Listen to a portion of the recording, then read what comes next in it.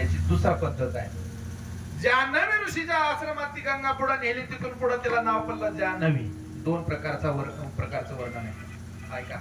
आणि मग ती जान्हवी पुढे स्वरूप प्राप्त झालं आणि ती जान्हवी नावाची गंगा भगीरथ राजानं प्रवाह शांत करून भगवान शिवशंकराकडून कैलासावरून आणली खाली. आणि खाली आणल्यानंतर कपिल मुनीच्या आश्रमात आणली. 60,000 आपल्या पूर्वजांची रक्षा राख अस्थि तिथं पडल्या होत्या. तिथून गंगा गेली आणि त्या 60,000 राख अस्थिवरून गंगा गेल्यानंतर ती पितरांना सद्गती प्राप्त झाली. काय का म्हणून तिथून पुढे पितरांच्या उद्धाराकरता गंगेला सुद्धा उच्चतम कोटीचं स्थान मानलं गेलं. पुढचा मुद्दा आहे का, असं सांगितलं जातं पुराणामध्ये भीष्माचार्यांचे बोल आहेत. जोपर्यंत आपल्या पूर्वजांच्या अस्थि गंगेमध्ये राहतात तोपर्यंत स्वर्गातला आनंद उपभोगतात. ही ताकद गंगेच्या तीर्थात आहे, हे सामर्थ्य. म्हणून गये एवढं सामर्थ्य गंगेला सुद्धा दिलेलं आहे.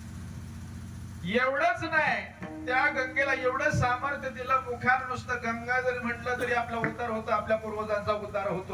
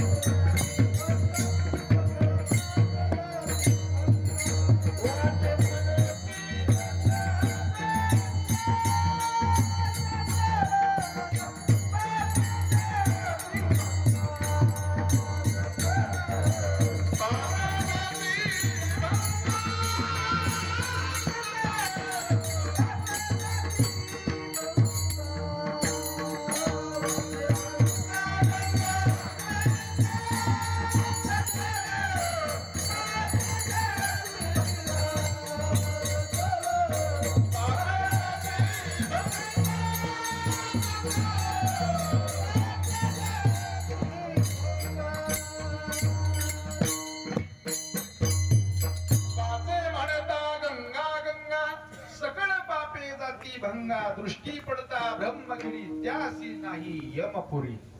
ताकद गंगा नावाच्या तीर्थात आहे. ऐका आता पुढचा मुद्दा सिद्धांतावरती आणतोय. भगीरथ राजाने करून घेतला आणि ते सामर्थ्य कथा कीर्तन नावाच्या सूत्राला गंगा हे साधन सूत्र नाव दिलं. कसं दिलं ऐका. ज्यावेळेस शुकाचार्य भागवत सांगायला बसले, परीक्षित राजा भागवत ऐकत होते.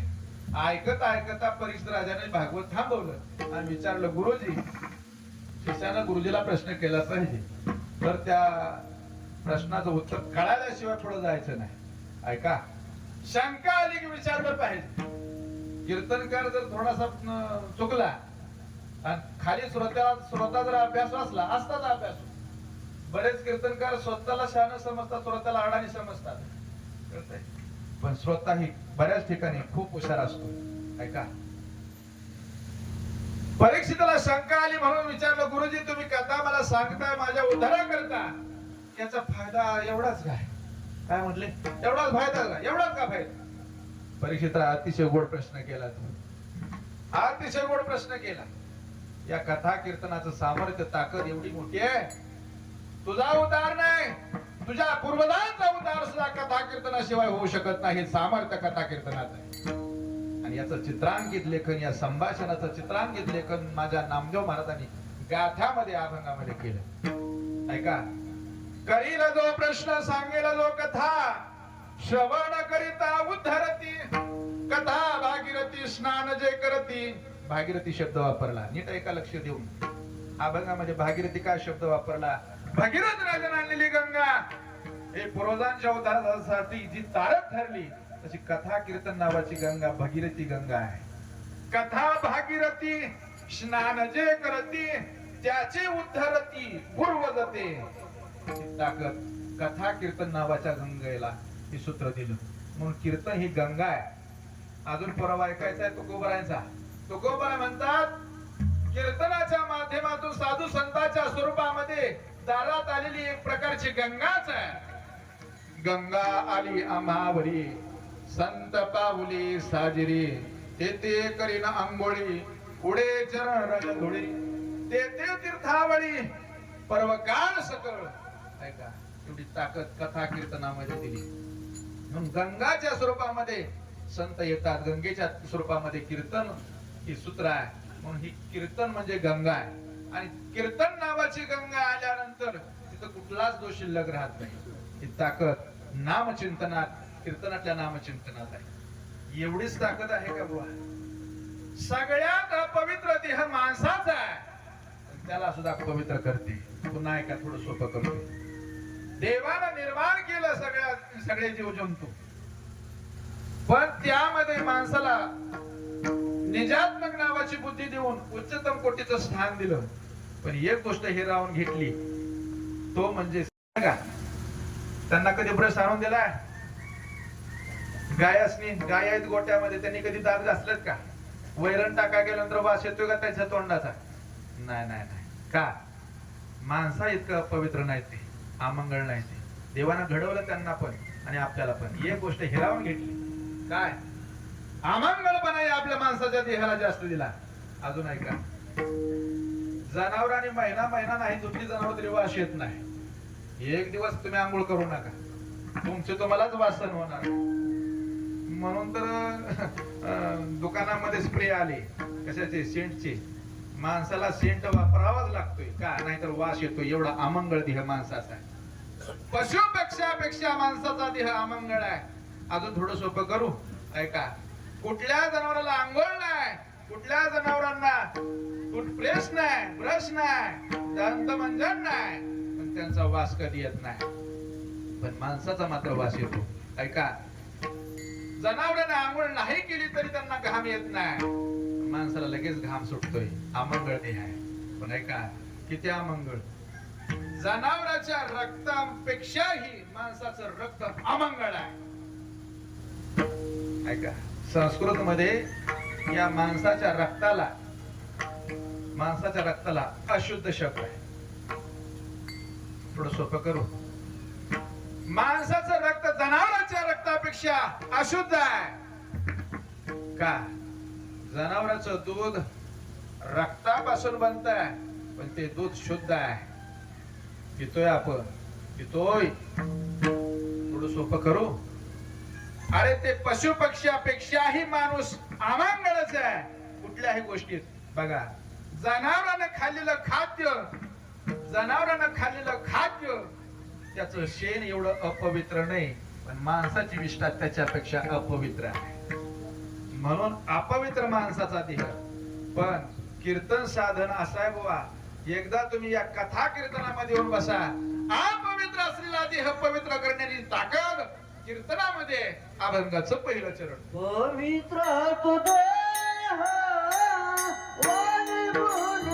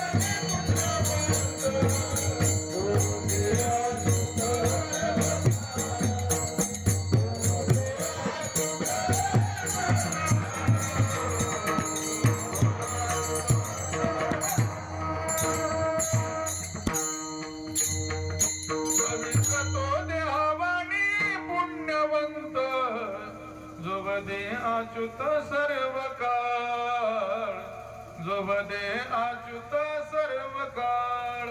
वदे अच्युत म्हणजे भगवान परमात्म्याचं नाम, ज्याच्या मुखामध्ये त्याचा देह पवित्र, अन्यथा इतर देह अपवित्र. कळालं? थोडं सोपं करू. माणसाचा देह याच्यापेक्षा अपवित्र, अपवित्र माणसाच्या सावलीला सुद्धा उभा राहू नये असं शास्त्र सांगतं. जास्त माझ्याकडे वेळ नाही, थोडासा विश्लेषण करून जातो. अपवित्र माणसाच्या सावलीला सुद्धा उभा राहू नये.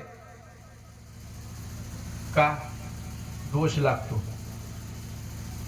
तयाच्या चिंतने तरतील दोषी.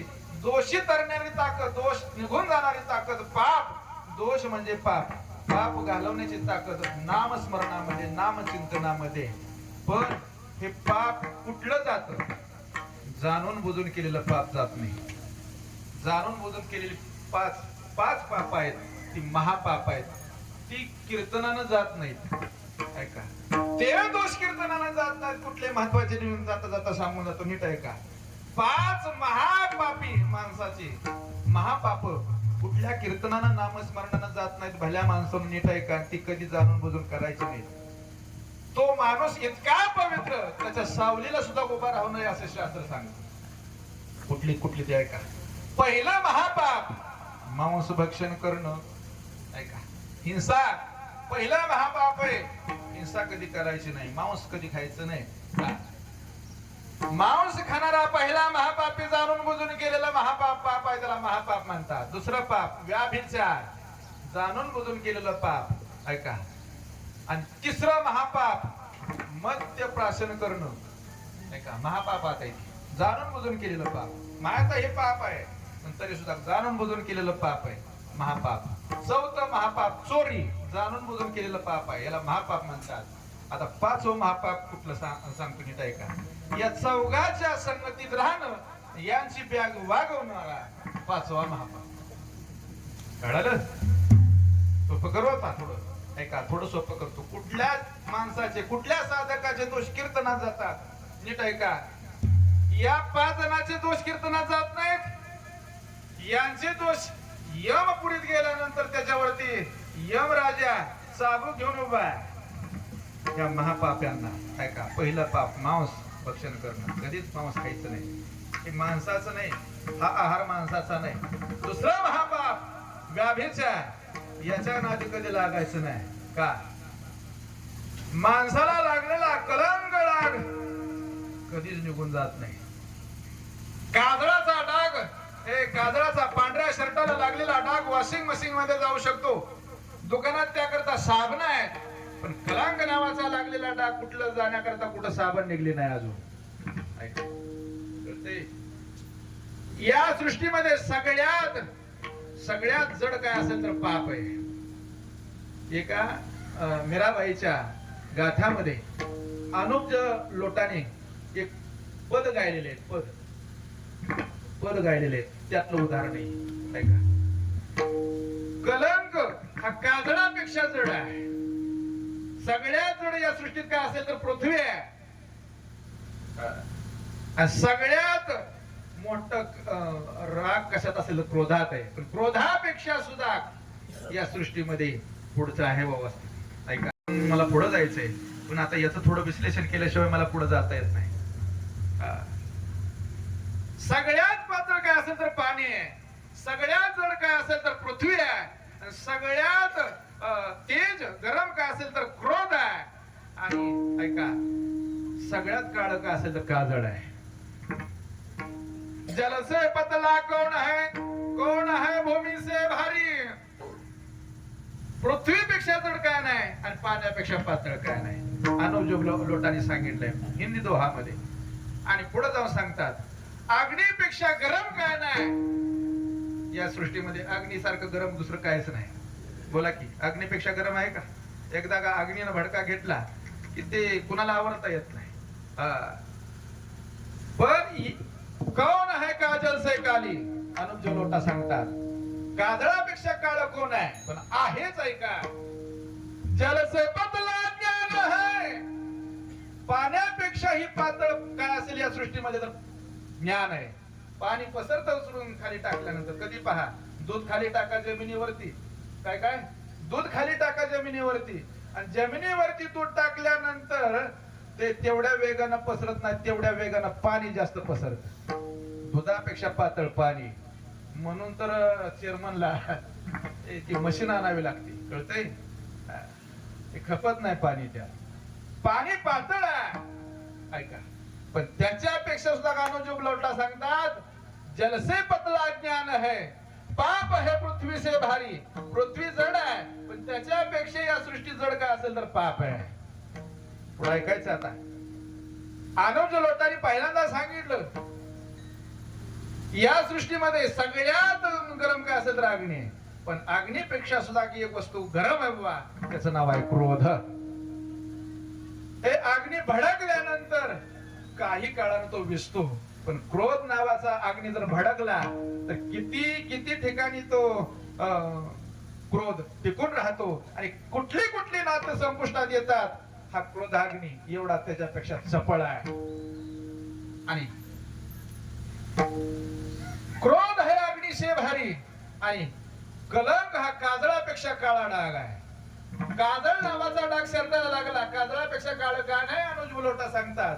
पण काजळाचा लागलेला डाग घालणारी साबण आहे दुकानात, पण कलंक नावाचा डाग लागल्यानंतर तो कलंक नावाचा डाग कशानच जात नाही. लागला बुवा एक जणाला, कुणाला? इंद्रा पडली भोगे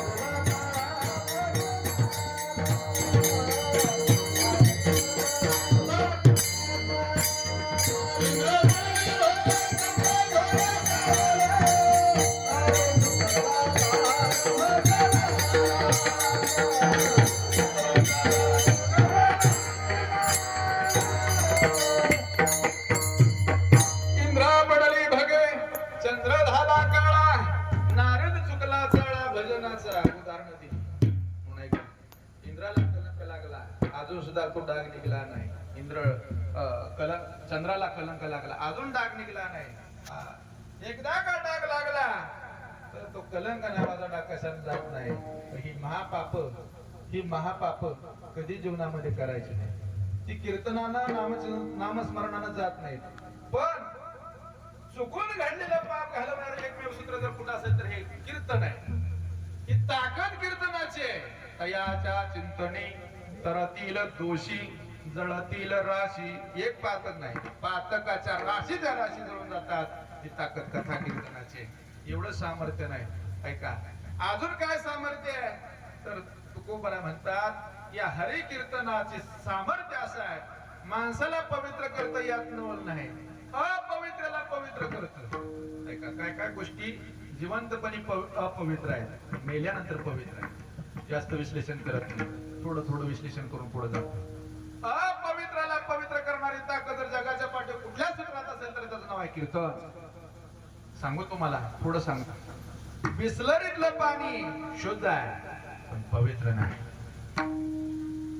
बिस्लरीतलं पाणी शुद्ध आहे पण पवित्र नाही. आता ऐका, चंद्रभागेचं पाणी पवित्र आहे पण शुद्ध नाही. कळालं? काय काय गोष्टी शुद्ध आहेत पण पवित्र नाही त्यातलं पाणी. म्हणून बिस्लरीचं पाणी काका ब्राह्मण काका पूजेला वापरत नाही.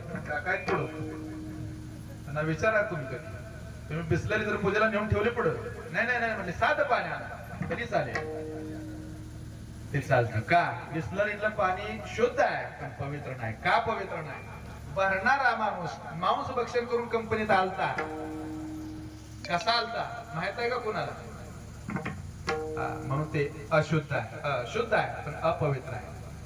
चंद्रभागेचं पाणी पवित्र आहे पण जर पवित्र आहे म्हणून तुम्ही म्हणताय का आणा तांब्यावर प्या, पिऊ शकताय का? पिऊ शकत नाही. नाही का? ही कशाबद्दल विस्तार सांगतोय. कीर्तन नावाचं सूत्र असं आहे, शुद्धही आहे, पवित्रही आहे, गोमटही आहे, चांगलंही आहे, स्वरूपही आहे. त्याला सगळी सूत्र प्राप्त आहे. थोडं सोपं करताय का? जनावरांच्या कातड्यापासून बनवलेली चप्पल आहे. मला मधलं भजन घ्यायचंय, नीट ऐक. जनावरांच्या कातड्यापासून बनवलेली चप्पल आहे. ती कातड्यापासून जनावरांच्या बनवली म्हणून अपवित्र आहे. एखादा जर या कीर्तनात घालून आलाच चुकून घालून, लोक काय म्हणतील, बावळा नाही का, अरे चप्पल कुठे कीर्तनात आणतात का? का बरं आणत नाही चप्पल? का आणत नाही? बोला की. जनावराच्या कातड्यापासून बनवली, अमंगळ आहे. जनावराचं कातड अपवित्र आहे, अमंगळ आहे. जर चुकून एक जणांना इथं मध्ये सोडली आणून, आणि कोणी सोडली ती माहित नाही, माणसं म्हणजे कीर्तन चालू करायची चप्पल कोणी सोडली, काय बावळा घे इकडं उचलतंय, फेकून दिली बाहेर रागानं. का एवढा राग येतो का? ती अमंगळ आहे, इथं परवानगी नाही त्याला. पुढचा मुद्दा आहे का? जनावराच्या कातड्यापासून बनवलेली चप्पल आहे, तिला प्रवेश नाही येतो, अमंगळ आहे. आता मला सांगा, जनावराचा कातडच मृदुंगाला बसवलंय, आहे का कोणाची ताकद उचलून फेकून द्यायची? बोला की. ऐकताना कीर्तन मला सोपं करायचं, त्याशिवाय तुम्हाला समजणार नाही. इतक्या एवढं पुराणातलं सांगत होतो, डोक्यावर जात होतं, मला हे कळतंय. जनावराची कातड आहे, त्याला देव पुढे जनावराच्या कातड्याचं आहे, शा पुढे जनावराच्या कातड्याचं आहे, वादी समान जनावराच्या कातड्यापासून आहे. चेपलीला परवानगी नव्हती, तुम्ही उचलून टाकली. त्याला उचलून टाकले सामर्थ्य आहे का कुणाकडे? नाही. का? अभंग बोलतोय, वेद बोलतोय. हे मृदुंगामधून, अभंगामधून वेद, संस्कृत वेदातल्या ऋचा बोलताय. हे विठ्ठल विठ्ठल म्हणताय, हे रामकृष्ण हरी म्हणून उच्चार काढतंय. जनावराचं कातड अमंगळ आहे, इथं आल्यानंतर पवित्र आहे. का? देवाचं भजन करतोय. आता मी मूळ मुद्द्यावर येतोय. अमंगळ असलेल्या जनावराचं कातड मृदुंगाच्या स्वरूपामध्ये देवाचं चिंतन करताय, कीर्तनाला साथ करतंय, ऐकतंय, गातंय, म्हणतंय, सगळी सूत्र कीर्तनात येऊन करतंय. जिवंत माणसाला का पवित्रपणा येणार नाही? ही ताकद कीर्तनाची नाही का?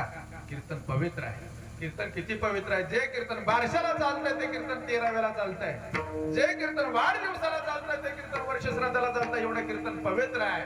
म्हणून कीर्तनासारखं पवित्र साधन जगाच्या पाठीवर काळ कशामुळे पवित्र होतो? तयाच्या चिंतनी तरतील दोषी, जळतील राशी पातकाच्या राशीच्या राशी निघून जातात. पितरांना सद्गती प्राप्त होते. ही सामर्थ्य कथा कीर्तनाचं आहे. म्हणून देव सुद्धा इच्छा करतो, देव हिची रज चरणीची माती. कीर्तनामध्ये देव येतो. कीर्तन चालू